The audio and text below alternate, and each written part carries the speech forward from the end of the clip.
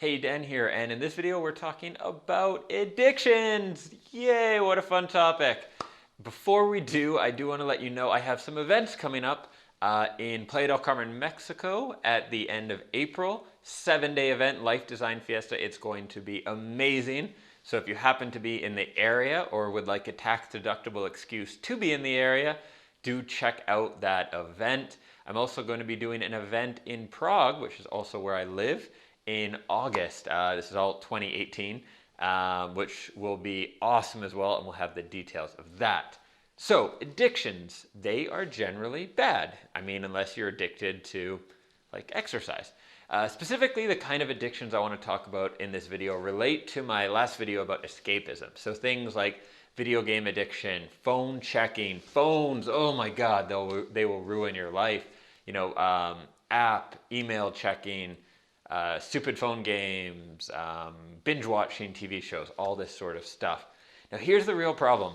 Really smart people get paid a lot of money to figure out how to keep you using their app, watching their service. Like Netflix, even though you pay a monthly flat rate, they want to keep you on as long as possible because they figured out that if you don't use the service, you won't keep paying, right? So everything is set up to keep you watching. You finish an episode, next episode autoplays, right? They suggest another thing for you, all that kind of thing.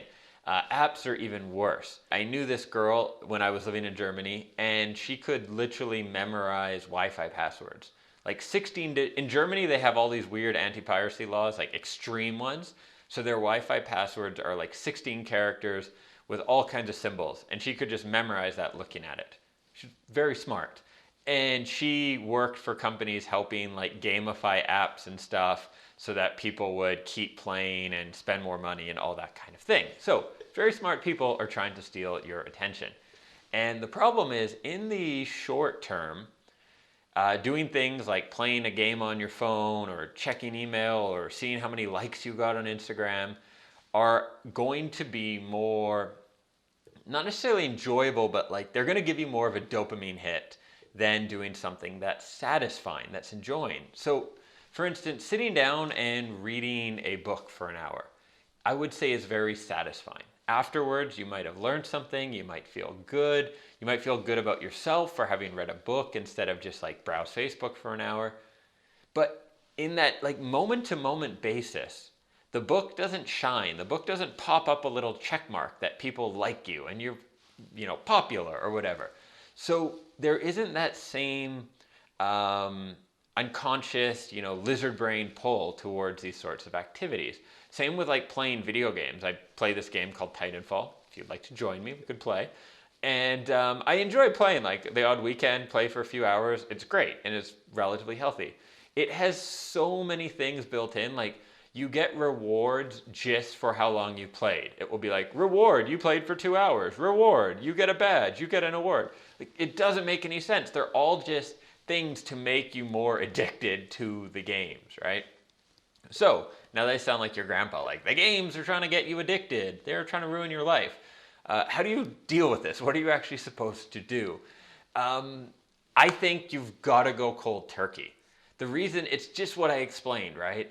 The things that will make you satisfied, the things that will give you a fulfilling life, the things that will help you reach your goals, like the big picture things, have a great relationship, feel good about yourself, have a good business, have lots of travel and freedom, all those things you will never get if you spend all your time on the little time-consuming, addicting things, right? But in the moment, it's very hard to choose the big satisfying things if you're actively like addicted to these other activities. So cold turkey. If you're addicted to your phone, get rid of your phone. I'm not kidding. Get rid of your phone for a month. I lived in Spain. I didn't have a data plan for 6 months. When I went out in the mornings to write, I wouldn't turn my phone on. I think I turned my phone on at 1 p.m. It's fine. Nothing happened. I'm not a doctor. Neither are you. If you are a doctor, like get a pager. Do something too. You don't want people to die. But like you don't really need your phone. And here's the thing. If you have kids, I can hear you right now saying, no, my kids need to be able to call me, my parents need to be able to call me, the telemarketers need to reach me. What if there's a holiday special on that timeshare? Okay, get a second phone, a little $50 Nokia. You can buy them everywhere now. Get a dumb phone.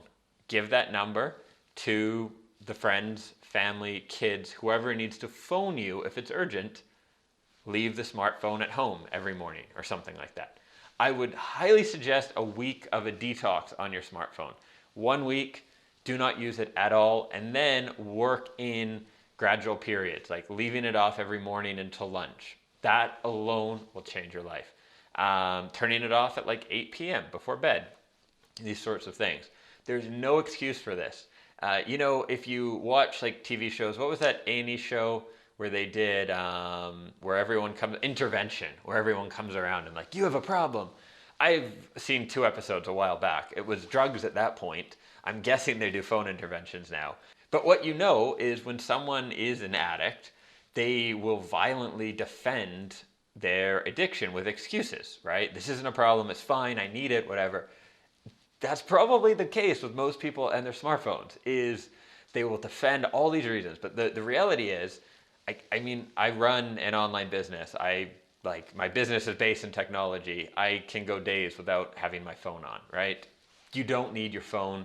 If you need to be able to reach in an emergency, get a dumb phone and have 2 lines. It will cost you almost nothing. That's with phones and how to break that. With other things, if it's video game, if it's sugar, certain kinds of food, if it's checking Facebook, just block them for a week. I know a friend, he's a little crazy, but he would deactivate his Facebook account, not delete it, deactivate it, and he would have a friend change his password and not give him back his password for like a week or a month to break that cycle. And I'm not saying you have to quit these things forever. I, from time to time, will just not use my phone for a week, or I'll take a month off of alcohol, or do this to sort of break habits. Then you can go back. Like once you break that addiction to your phone, I would say, and this doesn't apply to like drugs and other kinds of addictions, but with your phone, you can go back to it once you get a healthy relationship with it where you're not dependent on it for your life satisfaction. And here's what will likely happen is once you have a break from the addictions, you'll need to fill that, and you'll probably, hopefully, please, fill it with more satisfying activities. Maybe you'll start writing that book. Maybe you'll have dates with your partner. Maybe you'll see your kids once in a while. Like, hey, Timmy, yeah, good trick with the ball there. Who knows what you could be doing with that extra time? I think once you start doing those activities, you'll rewire your brain a bit, where you'll realize that in the long term, that is more satisfying and makes you feel better, and you'll start making better choices. But in order to get that feeling and to start making those better choices, you need to first break the addiction. That is the first step. Once you've broken the addiction, then you fill it in with more fulfilling activities. Then you can go back to having your Xbox or your phone or whatever else, and you're less likely to get addicted because, as I talked about in the other video, addictions usually tie in with escapism. If you have, and this is controversial, but there's a lot of experts who would back this up. If you have a really happy, fulfilling life, no real trauma in your life, if you do heroin a couple times, you're not going to get addicted. Legal disclaimer, not a doctor, don't go do heroin, but you're not going to get addicted because you're not trying to escape from anything. The problem is when people tend to get addicted, it's when you have something that feels really good, or at least pretty good, and your normal life doesn't feel good, and you're trying to escape it. That could be, getting more serious into drug addictions. It's often some kind of trauma, some really bad and sad relationships in the past, and there's an escapism. When you're talking about phone addiction or things like that, it's trying to escape something. You're not happy in your life. Your job maybe sucks, or your relationship isn't good, or you're bored because you're not doing anything awesome. And so you're trying to escape that into something that at least is enjoyable in the moment. When you get rid of that addiction, cold turkey, then you free yourself and make a real effort to do this to find things that are more fulfilling. Then you suddenly have this more fulfilling life, maybe a better relationship, or you start traveling, or you start your own business, something you're really excited about. Then you're going to start to break, you're not going to break those addictions. You've broken them. you're not going to go back to them, because why would you want to escape your life if it's awesome? If you're like doing the things you enjoy, if you're happy with the people you spend time with, you're not going to try to escape it and play a stupid game on your phone, right? That's my opinion. If you differ, don't leave a comment. I don't care if you... No, I'm just kidding, really. If you differ, if you have your own opinion, if you found this advice helpful, do leave a comment below.